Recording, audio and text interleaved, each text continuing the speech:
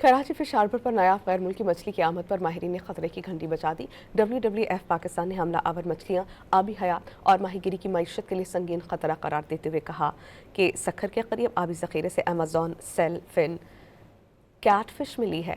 गैर मकामी हमलावर मछली सिंध और जनूबी पंजाब में फैल चुकी है। मैजॉन सेल फिन कैटफिश मकामी आबी हयात और माहीगीरी के लिए संगीन खतरा है। अमेजॉन सेल फिन कैट मछली मोटे और मजबूत जिस्म और हड्डियों की प्लेट से ढकी जिल्द रखती है। मछली गलती से पाकिस्तान के कुदरती आबी ज़खायर में दाखिल हो गई है।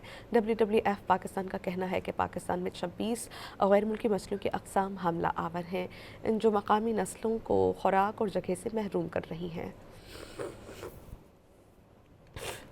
कराची फिश हार्बर पर नायाब गैर मुल्की मछली की आमद पर माहिरीन ने खतरे की घंटी बजा दी। WWF पाकिस्तान ने हमला आवर मछलियां आबी हयात और माहीगीरी की मईशत के लिए संगीन खतरा करार देते हुए कहा कि सखर के करीब आबी जखीरे से अमेजॉन सेल फिन कैटफिश मिली है।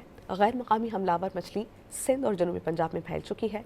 मैजॉन सेल फिन कैटफिश मकामी आबी हयात और माहीगीरी के लिए संगीन खतरा है।